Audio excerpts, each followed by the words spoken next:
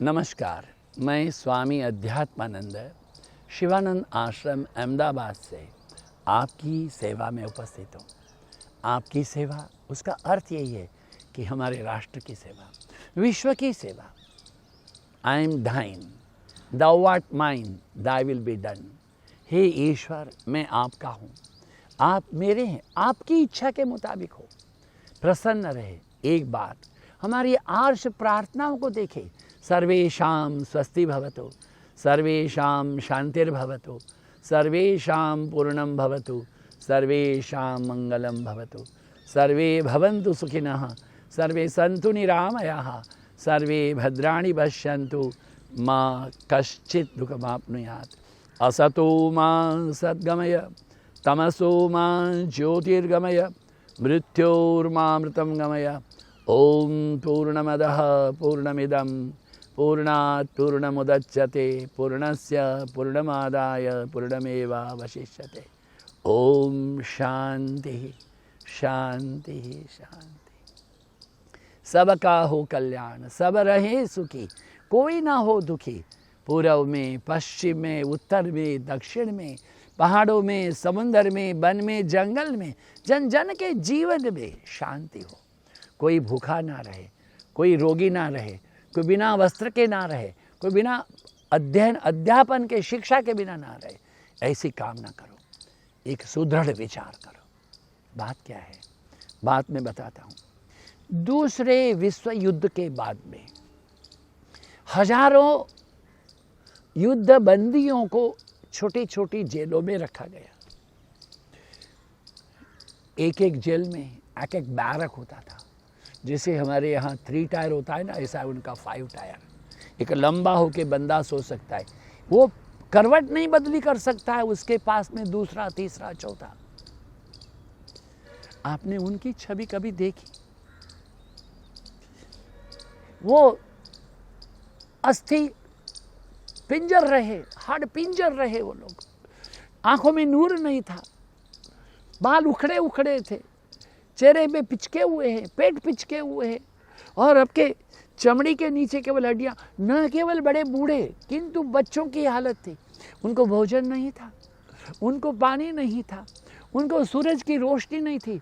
उनके ऊपर में अत्याचार पता नहीं कितने तरह के होते थे।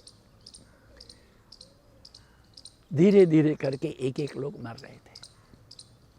उन कैदियों के बीच में एक डॉक्टर भी थे, साइकोलॉजिस्ट थे, डॉक्टर विक्टर। वो सब कुछ देख रहे थे और रोज एक किताब भी लिख रहे थे, क्या क्या हो रहा है।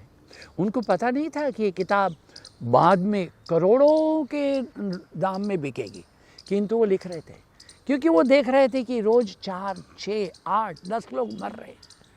ये डॉक्टर की पत्नी, बच्चे भी वहाँ रहे कैदी। उस यातना में वो लोग भी मर गए। क्यों मर रहे थे? मरने की वजह क्या थी? कोई बीमारी नहीं थी, भय था। माली आवत देख के कलियां करे पुकार, फूले फूले चुन लिए काल हमारी बार। ये मृत्यु आया है, इनको ले गया, कल परसों तरसों हमारी बार भी आएगी। भय में रहते थे। मौत आ गई, मौत आ गई, मौत आ गई। वो जो कंस की कथा है ना, वो कृष्ण को, कंस को मारना ही नहीं पड़ा, क्योंकि कंस का जीवन ऐसा हो गया था। खिड़की खुलती थी, कृष्ण आ गया। हवा चलती थी, कृष्ण आ गया। एक थोड़ा डाली का हिलना चलना, वो उसको मेरा काल मौत भय आ गई। इसलिए जब कंस के साथ में युद्ध तो करना नहीं, उसके बाल पकड़ के लाए तो अपने आप मौत होगी। भय से मृत्यु होती है। भय से उन्मुक्त हो, भय से मुक्त रहे। ये कोई एक कैदी रहा इन लोगों के बीच में, क्या बताएं। वो एक दिन उसने कहा, मुझे आज सपना आया है कि मैं ये 1 मई के दिन मेरी मृत्यु हो जाएगी। तो वो किसको पूछता रहा, ये कौन सा महीना चल रहा है, ये कौन सा महीना चल रहा है, कौन सा महीना चल रहा है। तो लोग बताते थे ये होता है, ये होता है। फिर वो गिनती करता था कब है 1 मई, किंतु 30 अप्रैल तक ठीक ही था।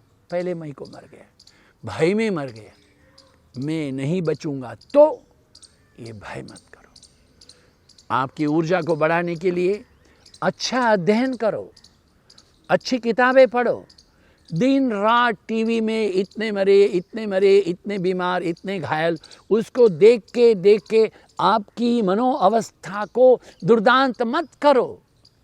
टीवी में कुछ देखना है तो अच्छी चीज देखो, जिसके आपको प्रेरणा हो, उत्साह हो, प्रसन्न रहे। It can give an recreation to your mind, आनंद आपको दे। ये मृत्यु के समाचार, बीमारी के समाचार से आपको बीमार नहीं होना है, आपको स्वस्थ रहना है, क्योंकि आपको बहुत जीना है और बहुत कुछ काम भी करना है। प्रसन्न रहो, आनंद में रहो, देश को मजबूत करो। और आदरणीय श्री प्रधानमंत्री ये हमारे नरेंद्र भाई मोदी जी हैं, वो क्या चाहते हैं, यही चाहते हैं हम अनुशासन में रहें, घर से बाहर नहीं आए, फिर भी बिना मास्क के बाहर न जाएं, ज़रूरत हो तभी जाएं, नहीं तो नहीं जाएं। खुश रहो, प्रसन्न रहो, आनंद में रहो। वंदे मातरम। ओम शांति।